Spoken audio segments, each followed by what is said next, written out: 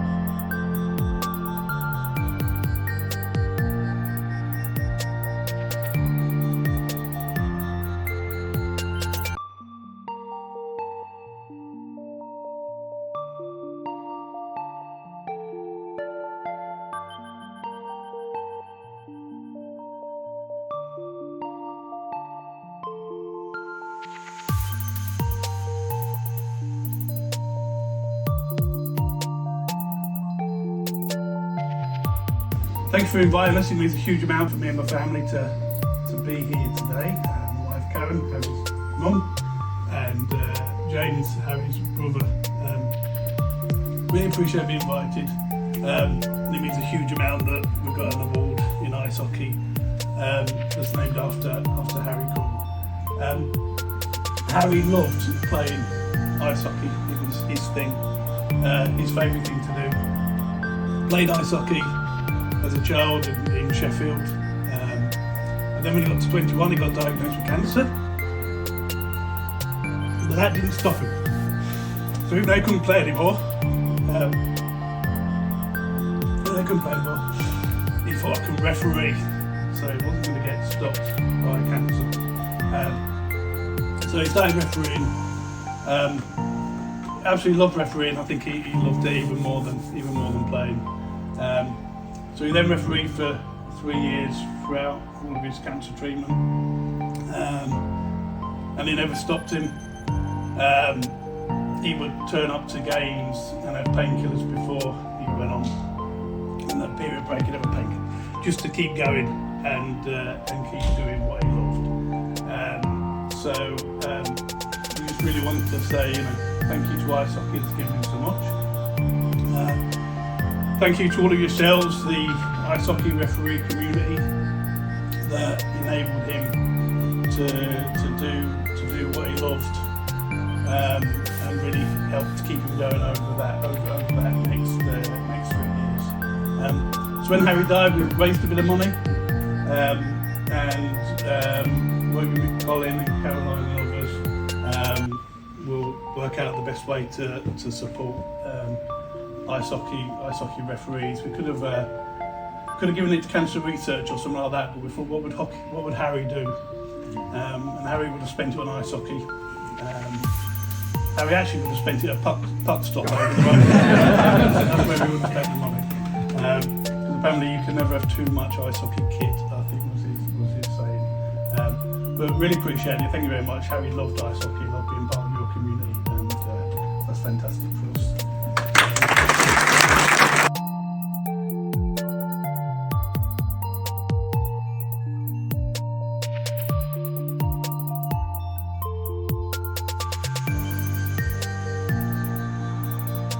It's been good so far, Craig. We've had a good day today. We started off with an initial presentation about how to get everybody unified and get everybody working together with all the tiers, because we restructured.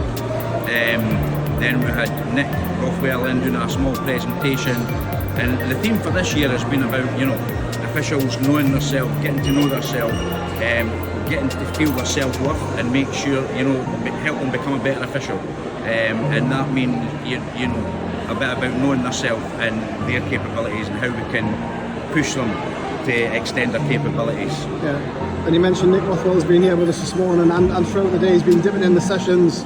And his presentation, he's been working a lot with ice hockey in the UK, but also IHF, and his message has been really powerful about, like you say, self-worth, giving yourself tools to deal with any adversity, and there's 2 great presentations he's given today.